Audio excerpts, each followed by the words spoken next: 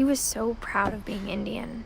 I think for him, it was a way to be something other than just a Finch.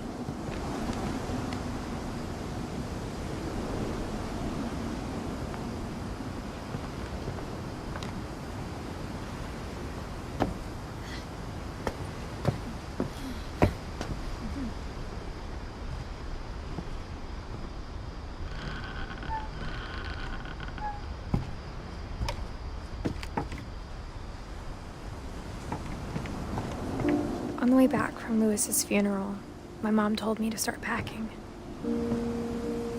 She waited until the day before we left to tell Edie.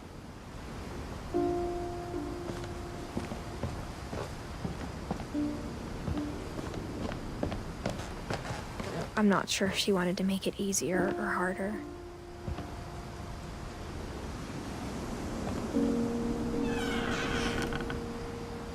I wish we'd stayed. But I understand why we left.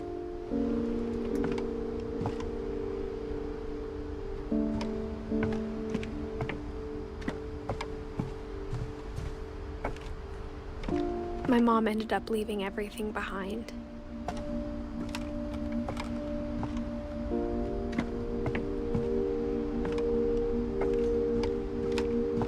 What happened that night had been coming for a long time.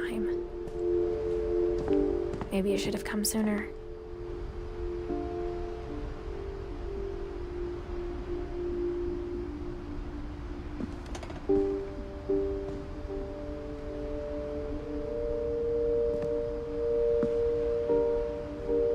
But it had to end one way or another. All that's left now is to tell you about that last night.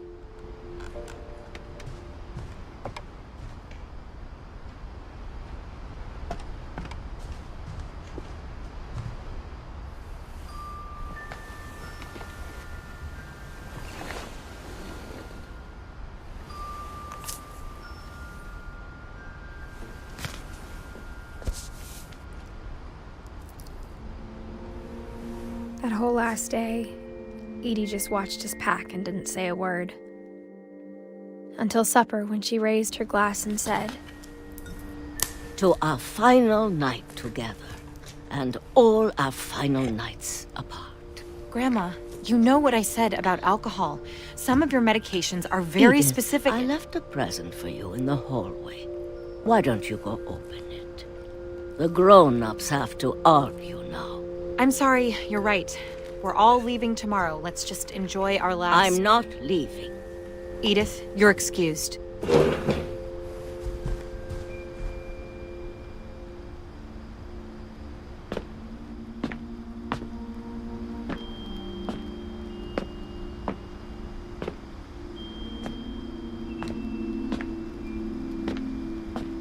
The power had been shut off that morning, but Edie always had plenty of candles.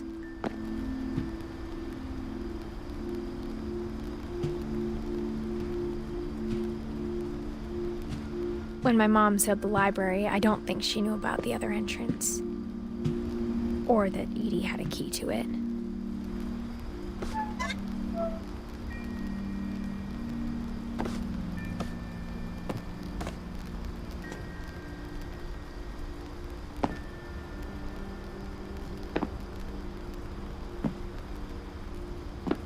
That thing you're afraid of isn't going to end when you leave the house. Edith has a right to know these stories. My children are dead because of your stories!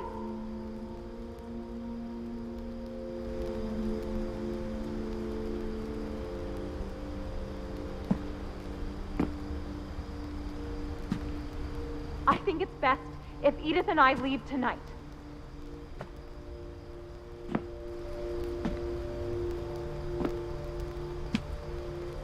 We'll have the nursing home send a van for you in the morning, okay?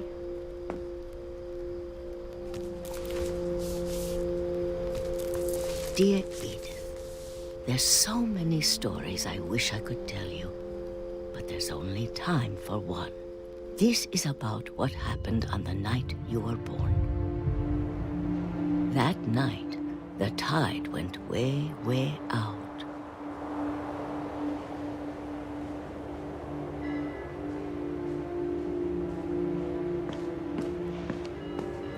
It was the first and last time I ever saw the old house aground.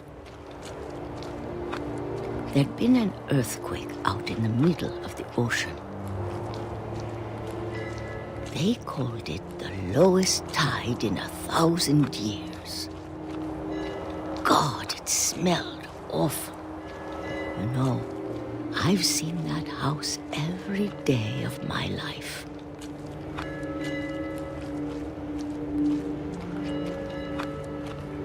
But I never thought I'd go back to it.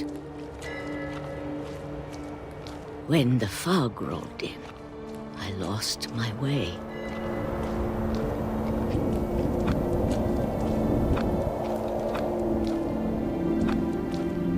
I got turned around.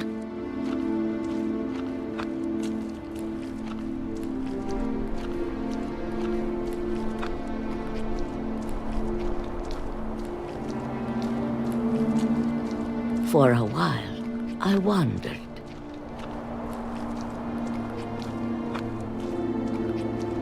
I started seeing things.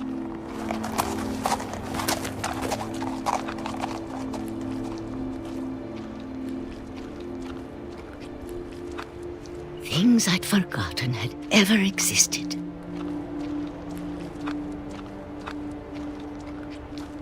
But when I saw them, they felt like old friends. That night, a lot of things came back to me. Or maybe I came back to them.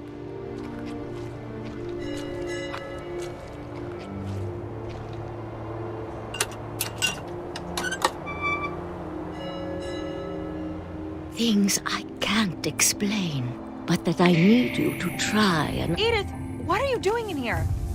It's mine. Edith! Mom, you're gonna rip it. Let go! I kicked and screamed, but Mom dragged me to the car.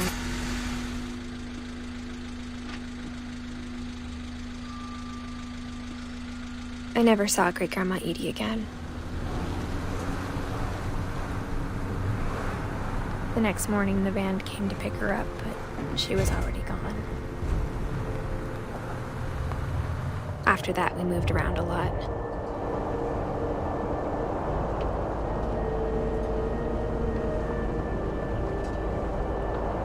We both tried to make the best of it.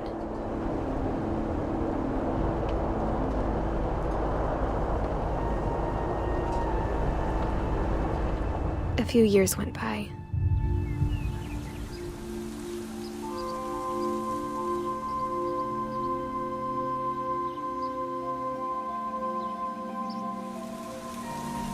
My mom didn't like to talk about it. But she started getting sick a lot. The rest happened pretty quickly.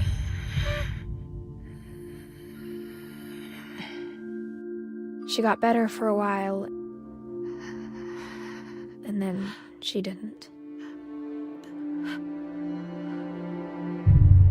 And then I was alone.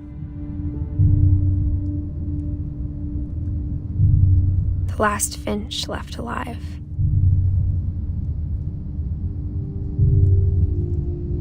Until I found out about you. I'm still not sure what to tell you about all this. If we lived forever, maybe we'd have time to understand things. But as it is, I think the best we can do is try to open our eyes. And appreciate how strange and brief all of this is.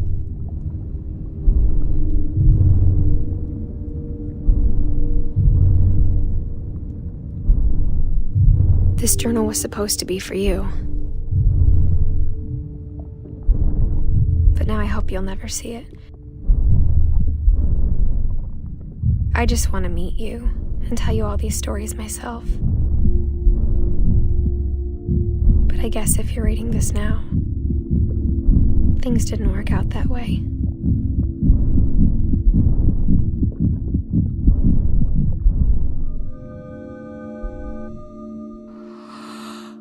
This is where your story begins.